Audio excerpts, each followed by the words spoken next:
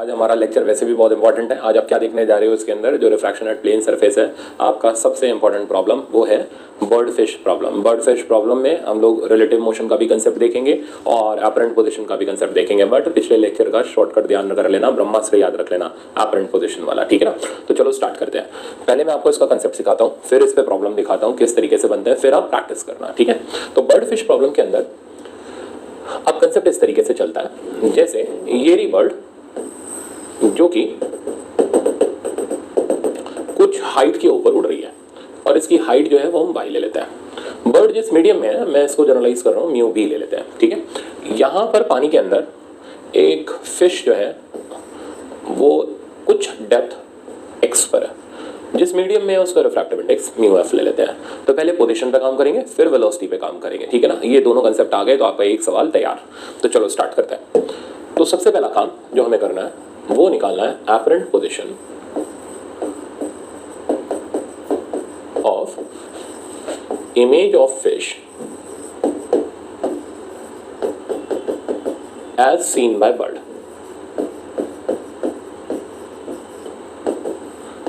तो मीनिंग बिल्कुल क्लियर कर लो। बर्ड जब फिश को देखेगी तो भाई उसको फिश नहीं दिखेगी, उस फिश की इमेज दिखेगी और हमें पता करना है इसकी इमेज इसको कहां पर दिखाई देगी। पॉइंट समझ आ गया।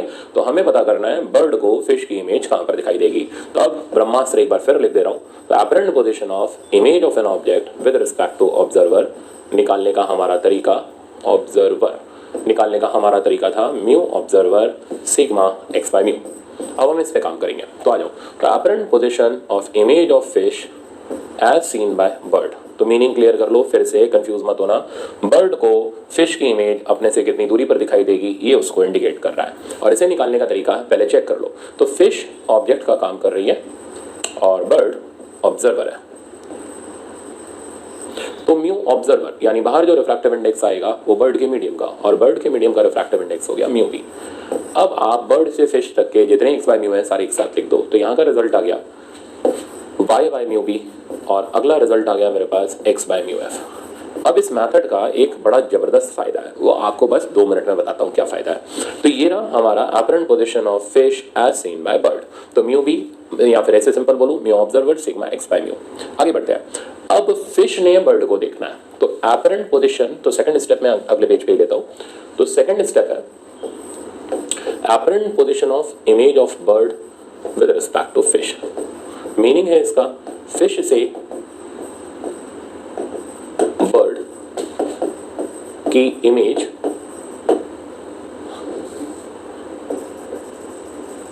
का डिस्टेंस। तो फिश से बर्ड की इमेज का डिस्टेंस, अब इसे निकालने के लिए लगाओ अपना ब्रह्मास्त्र। तो apparent position of image of bird with respect to fish. तो इसमें बर्ड हमारे लिए ऑब्जेक्ट का काम कर रही है, फिश हमारे लिए अब ऑब्जर्वर हो गई। रिजल्ट आ गया म्यू ऑब्जर्वर यानी फिश के मीडियम का रिफ्रैक्टिव इंडेक्स, और जितने एक्स बाय म्यू है बर्ड से फिश तक के वो लिखने हैं। तो बर्ड वाला हो गया x bye mu F, fish वाला हो गया Y bye mu B.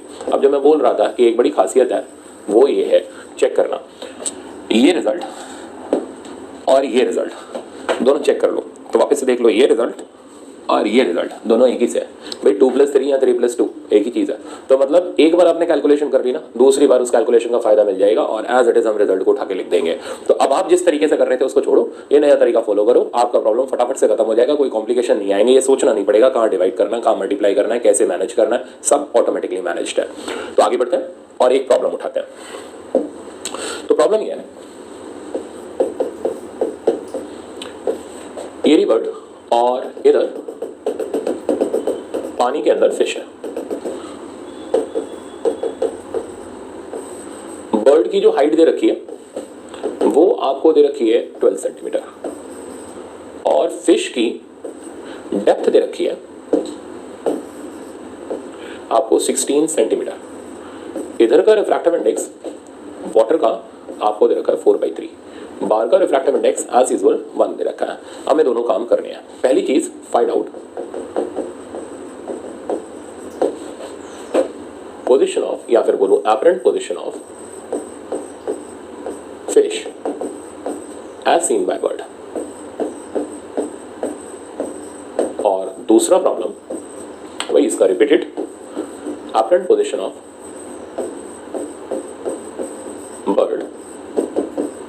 As seen by fish.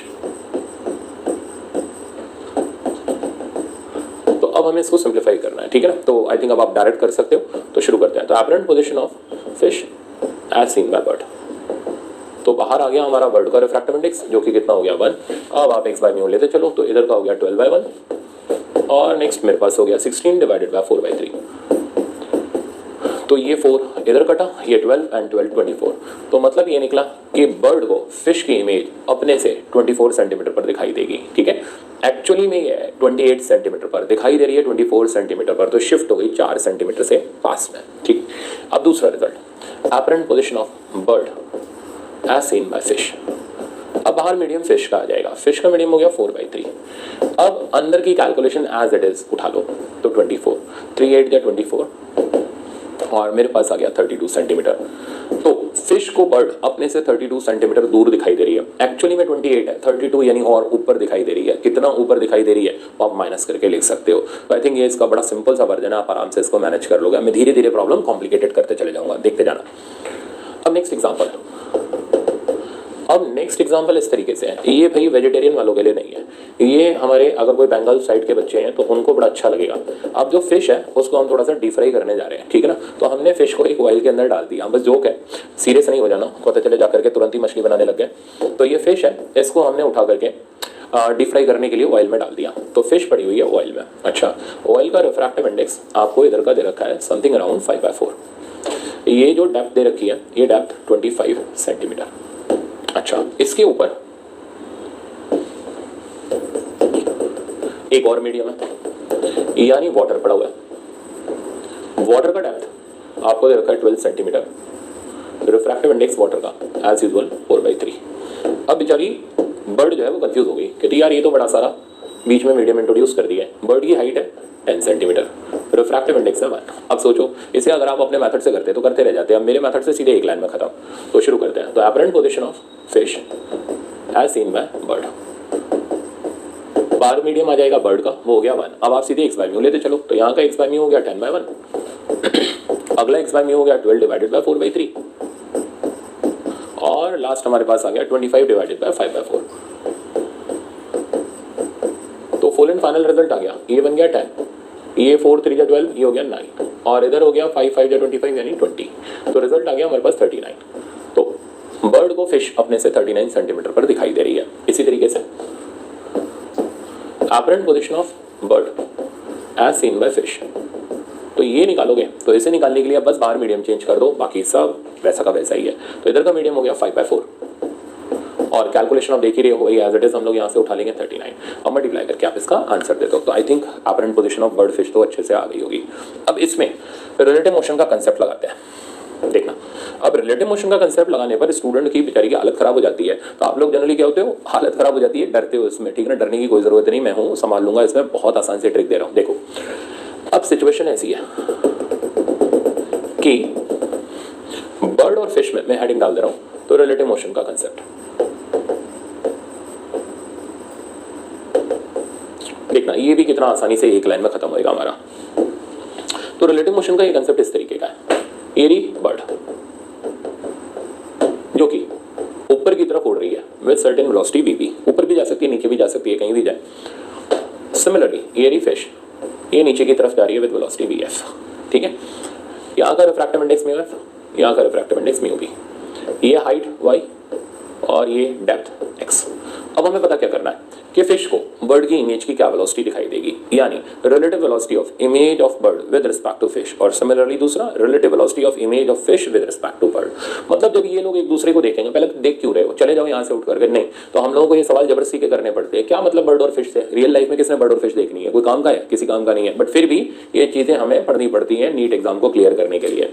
तो बर्ड ने फिश को देखना और उसको उसकी इमेज किस वेलोसिटी से दिखाई देगी, हमें वो निकालना है। अब देखो तरीका, आप सबसे पहले पोजीशन लिख लो, तो apparent position of fish with respect to bird, और ये तो अभी आदि हो गया, बाहर मीडियम आ गया म्यू बी और अंदर एज इट इज चलो y by mu B plus x by mu F. आप समझना, अब इसको मैं डिफरेंशिएट कर रहा हूं, डरना मत, डिफरेंशिएट कर रहे हैं विद रिस्पेक्ट टू t यानी टाइम। तो ये बन जाएगा dx बाई dt यानी velocity of fish with respect to bird. तो इसको हम बोलेंगे relative velocity of image of fish with respect to bird. तो मैं इधर लिख दूं, तो relative velocity of image of fish with respect to bird. ठीक है, अब इस डिफरेंशिएट कहीं नहीं किया, बस खाली dx by dt का नाम बदल दिया, b हो गया। ये एज इट इज रहेगा dy by dt। अब dy by dt velocity of bird बन जाएगा डिवाइडेड बाय म्यू बी। तो क्या हो रहा है भाई, जो पोजीशन आ रही थी अब उनकी जगह उनकी वेलोसिटी आ गई, बहुत आसान सा काम। सिमिलरली dx by dt हमारे लिए बन जाएगा vf divided by mu F. तो अब तो बड़ा आसान है कि अगर आपको वेलोसिटी निकालनी है तो यार वेलोसिटी से रिप्लेस कर दो, पोजीशन निकालनी है पोजीशन से। बट एक ट्विस्ट है, इन वेलोसिटी के साइन डालने का पड़ते हैं, और साइन कन्वेंशन का एक स्पेशल तरीका होता है। तो साइन कन्वेंशन का जो तरीका होता है वो एक अलग तरीका है, यहाँ पर वो तरीका ही है, वो ध्यान से सुनना। जैसे केमिकल काइनेटिक्स में आप पढ़ते हो कि कोई चीज़ ए से बी में डिसोसिएट हो रही है, तो इसका रेट लिखते हो आप minus D A by D T.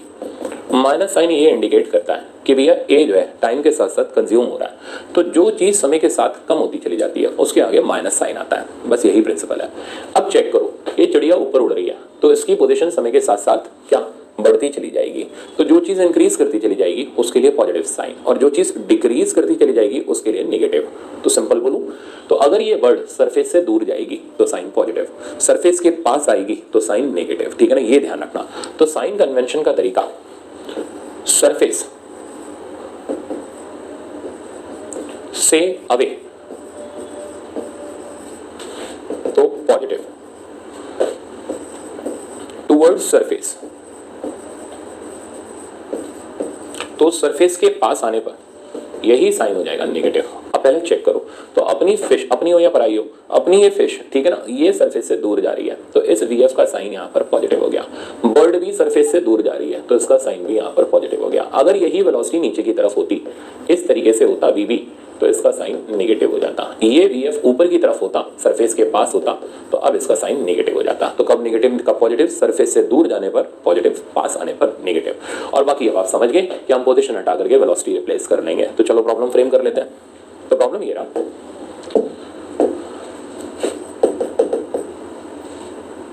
ये रही बर्ड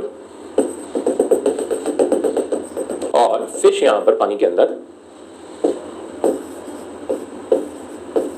कुछ डेप्थ सपोज कर लो 16 सेंटीमीटर पर तैर रही है, और बर्ड की हाइट आपको मैंने एज इट इज वही 12 सेंटीमीटर ले लो।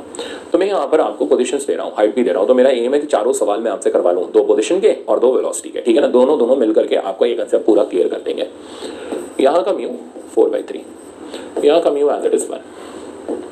अब ये जो बर्ड है, ये बर्ड सरफेस के पास आ रही है विद वेलोसिटी 3 सेंटीमीटर पर सेकेंड, और ये जो फिश है ये सरफेस से दूर जा रही है विद वेलोसिटी 4 सेंटीमीटर पर सेकेंड। तो अब हमें वेलोसिटीज पे भी काम करना है, पोजीशन पे भी काम करना है। तो पहले पोजीशन वाले लिख लेते हैं, वो तो फॉर्मेलिटी है अब आपके लिए। तो पहला position of fish with respect to bird, तो बाहर मीडियम आ गया बर्ड का कितना 1। अब आप x बाय म्यू लिखते चले जाओ। तो यहाँ का x बाय म्यू हो गया 12/1, और अगला x बाय म्यू हो गया 16/4/3। तो ये यहाँ से कैंसिल हुआ और आंसर आ गया 24। दूसरा रिजल्ट ये लिख लिया, तो इसकी वेलोसिटी लिख लो। तो velocity of fish with respect to bird, यानी image of fish with respect to bird, तो बाहर मीडियम आ गया 1। अब पहले फॉर्मूला सेट कर लो। तो velocity of bird divided by mu, तो इसका साइन पॉजिटिव या नेगेटिव, तो सरफेस के पास आ रही है तो साइन इसका हमारा हो जाएगा नेगेटिव। तो -3 डिवाइडेड बाय म्यू की जगह आ गया 1।